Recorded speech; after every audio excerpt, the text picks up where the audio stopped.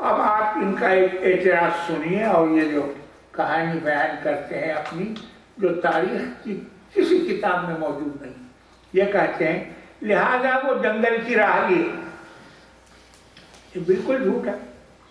اپنے خاندان کے لوگ بلکہ اپنے بیوی بچوں اور اپنے عقیدت مندوں کو لے کر کے وہ جنگل اور میدانوں میں چلے گئے. لیجیے جونپور چھوڑ دیا. وہاں پر ریاضت جس طریقے سے صوفیہ کا کام ہوتا ہے ریاضت کرنے لگے اور تصوف کا ذکر اذکار ہوتے ہیں اس کے اندر مشغول ہو گئے. تو انہیں کیا خواب نظر آتا ہے؟ خواب میں کہ تم مہدی ہو.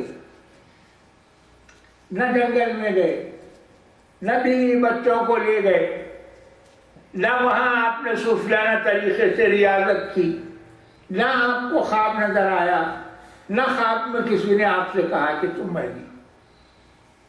آپ غور فرمائیے، ابھی میں نے آپ کو حدیث سنائی. جھوٹ، اور اتنا جھوٹ، خدا سے ڈرے بغیر جھوٹ. غیبی آواز آتی ہے کہ تم مہدی ہو. میں اس کی حقیقت آپ کے سامنے تھوڑا سا بعد میں ظاہر کروں گا. ابھی میری یہ بات سنتے چلیے، تعجب نہ کریں آپ لوگ. ان کو خیالات آتے ہیں، یعنی مہدی علیہ السلام کو خیالات آتے ہیں، خواب میں آتا ہے کوئی شخص کہہ رہا ہے کہ تم مہدی ہو.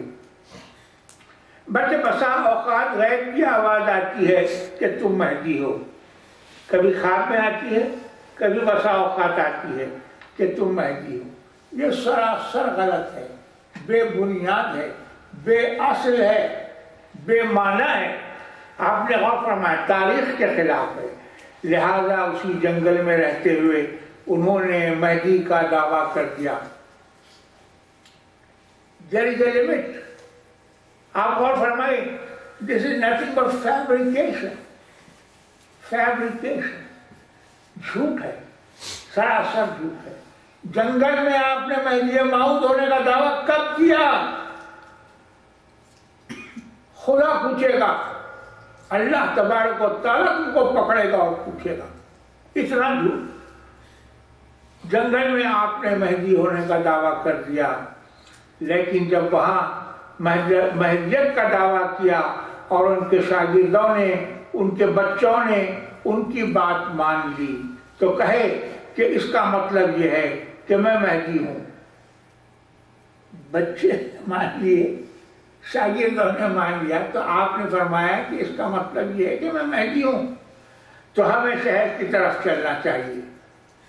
لیجیے، شہر کی طرف چلنا چاہیے.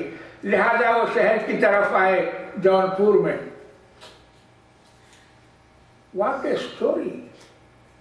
کوئی حد ہوتی ہے، کوئی انتہا ہوتی ہے.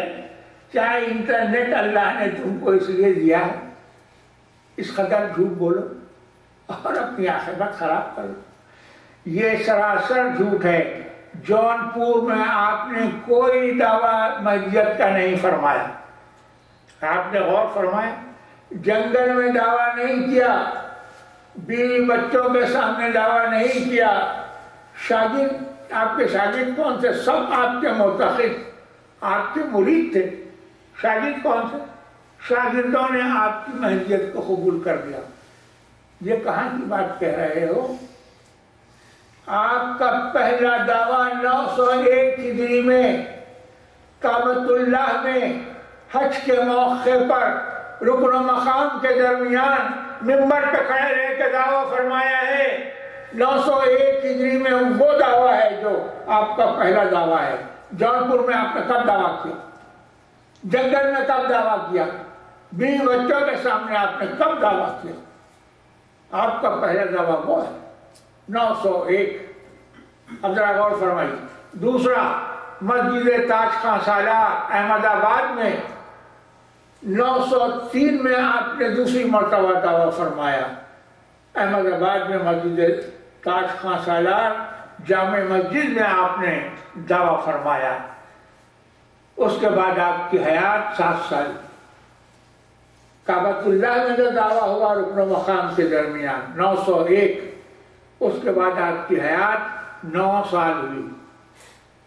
مسجد تاج خان سالار کے دعوے کے بعد حیات طیبہ 7 سال رہ گئی، بڑھنی کے مقام پر دعویٰ فرمایا تو حیات آپ کی صرف 5 سال رہ گئی۔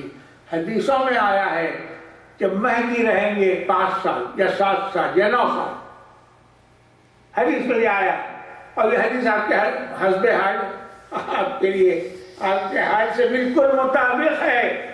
رسول اللہ صلی اللہ علیہ وسلم کی پیشین گوئی کہ آپ 5 سال یا 7 سال یا 9 سال رہیں گے۔ کعبۃ اللہ کے دعوے کے بعد 9 سال، مسجد تاج خان سالار کے دوسرے دعوے کے بعد 7 سال، بڑھنی کے دعوے موقت کے بعد 5 سال آپ کی حیات رہی۔ اب جو جنگل میں دعویٰ کیا، بیوی بچوں کے سامنے دعویٰ کیا، اس کا تو آپ جانیں اور خدا جانے، ہم خدا کے حوالے کرتے ہیں، اس سے زیادہ کچھ نہیں کہتے۔ افوض امری الی اللہ، ہم اپنا مال اللہ کی طرف رجوع کرتے ہیں۔